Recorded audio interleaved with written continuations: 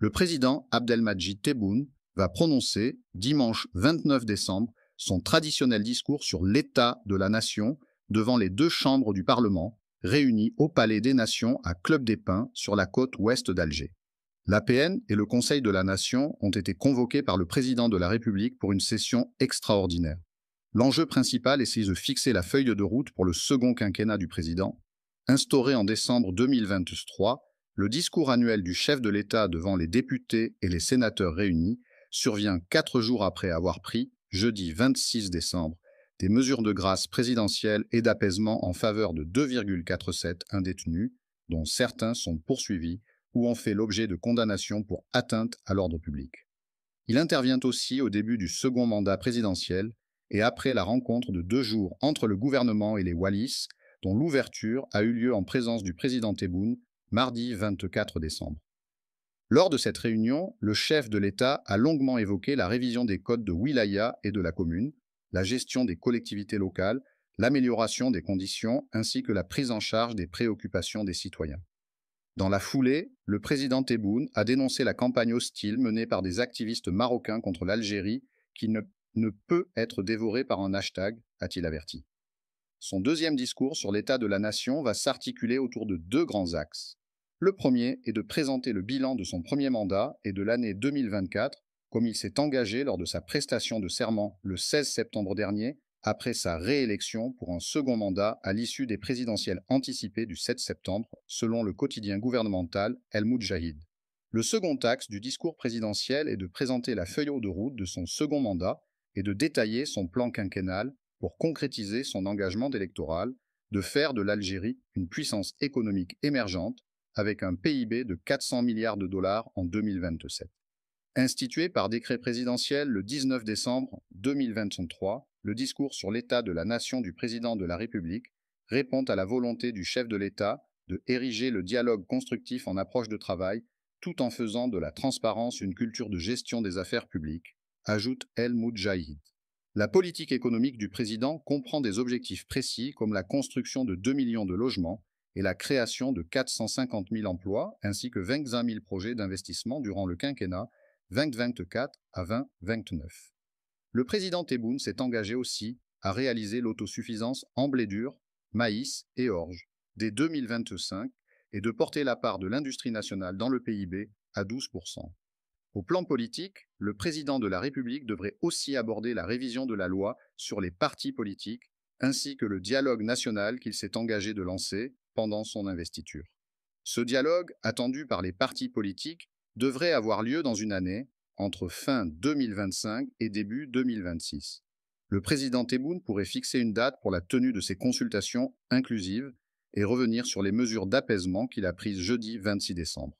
Le chef de l'État a décidé d'une remise totale du restant de la peine au profit de 14 détenus condamnés définitivement pour des crimes d'atteinte à l'ordre public et de mesures d'apaisement au profit de 8 détenus en détention provisoire ou en attente de jugement pour des crimes d'atteinte à l'ordre public.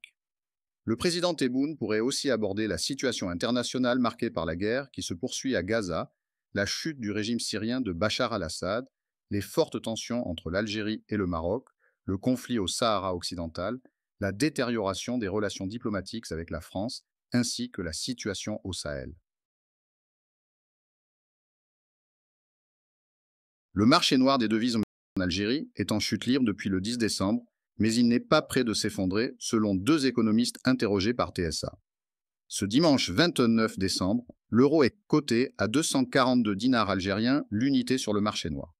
Le 9 décembre, il a atteint un pic historique à 262 dinars, avant d'entamer sa décrue, entraînant dans sa chute le dollar, la deuxième monnaie étrangère la plus échangée sur le marché parallèle algérien après l'euro. Ce dimanche, le dollar est proposé à la vente à 236 dinars contre 248 dinars le 9 décembre dernier, soit au lendemain de la décision du président de la République d'augmenter l'allocation touristique pour les Algériens à 750 € contre l'équivalent de 100 € actuellement. Algérie. Le marché noir des devises va-t-il disparaître? À cette question, l'économiste Brahim Guendouzi répond par la négative. La baisse actuelle des cours sur le marché informel des devises, dont le fonctionnement reste spécifique, ne peut être que passagère, comme cela arrive couramment sur la plupart des marchés d'échange. lorsqu'il y a conjugaison de plusieurs paramètres entraînant soit une tendance baissière ou l'inverse, une tendance haussière, explique cet enseignant en économie à l'université de Tizi Ouzou dans un entretien ATSA. Sur l'effondrement des cours de l'euro et dollar face au dinar algérien depuis le 9 décembre, il l'explique par trois raisons. Dans le cas plus précis de l'Algérie, trois raisons peuvent être signalées car susceptibles d'influer sur l'évolution des cours des devises et par la suite sur l'évolution du marché informel. Note Brahim Gwendouzi. La première raison a trait à l'engagement de l'Algérie, notamment dans le cadre du groupe d'action financière, GAFI, de lutter fermement contre la fuite des capitaux et le blanchiment d'argent. Le renforcement des contrôles douaniers au niveau des frontières, particulièrement dans les aéroports, et l'obligation de déclarer les devises tant à la sortie qu'à l'entrée. Ceci est accompagné par la mise en application de l'ordonnance numéro 96,22 du 9 juillet 1996, modifiée et complétée, relative à la répression des infractions à la législation et à la réglementation des changes et des mouvements de capitaux de et vers l'étranger, développe-t-il. Brahim Gwendouzi ajoute que la récente recommandation faite par le GAFI à renforcer la lutte contre le blanchiment des capitaux peut être considérée comme un signal de prudence de la part de ceux qui opèrent justement dans les réseaux informels.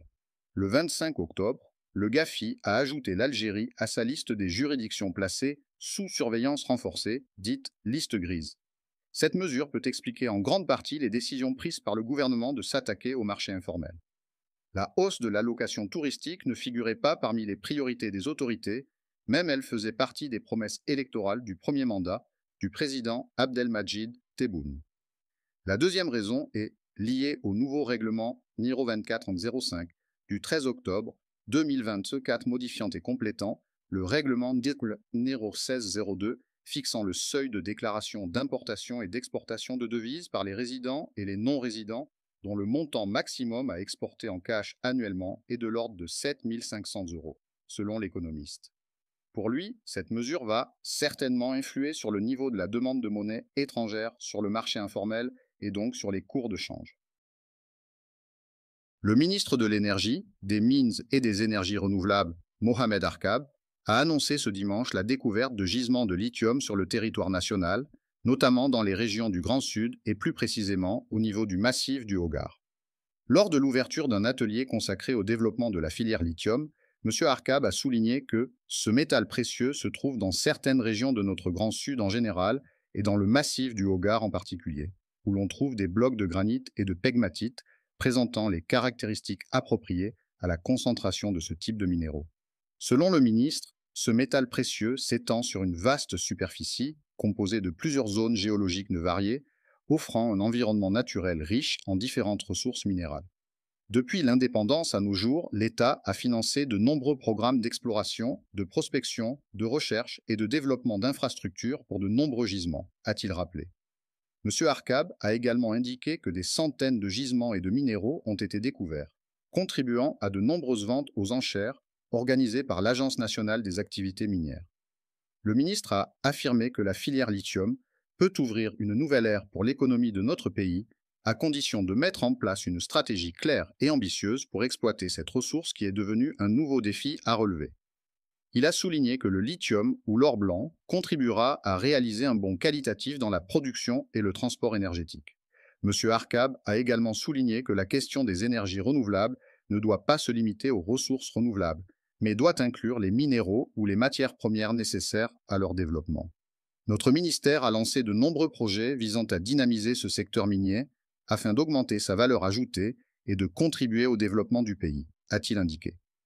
Il a ajouté que la réduction des importations à elle seule économisera au pays des centaines de millions de dollars et générera des bénéfices et une valeur ajoutée importante dans les différentes industries de transformation. Le moment est venu de nous concentrer sur les minéraux stratégiques à haute valeur ajoutée, dont le lithium, qui est devenu l'une des matières premières les plus importantes, qui peuvent faire de l'Algérie un acteur majeur dans le domaine des technologies vertes, a affirmé le ministre. Notons que participent à cet atelier un certain nombre de responsables du secteur, notamment les secrétaires d'État auprès du ministre de l'Énergie, chargé des mines et des énergies renouvelables, les directeurs généraux des complexes Sonatrach, Sonarem et Sonelgaz, ainsi que les responsables d'agences et d'organismes du secteur, des acteurs d'institutions publiques, de sociétés, d'instituts de recherche et de développement, des investisseurs et des chercheurs, tels que le professeur Karim Zaghib, scientifique en électrochimie et ingénieur des matériaux algérien résidant au Canada. Cette personnalité pionnière dans le domaine des batteries lithium-ion est actuellement professeur en génie chimique et en génie des matériaux à l'Université Concordia au Canada, ainsi que le professeur Kamal Youssef Toumi, chercheur et inventeur algérien de renommée mondiale du Massachusetts Institute of Technology, États-Unis, ainsi que de nombreux experts et spécialistes. Merci d'avoir regardé cette vidéo, n'hésitez pas à liker et de vous abonner pour nous aider à en faire d'autres.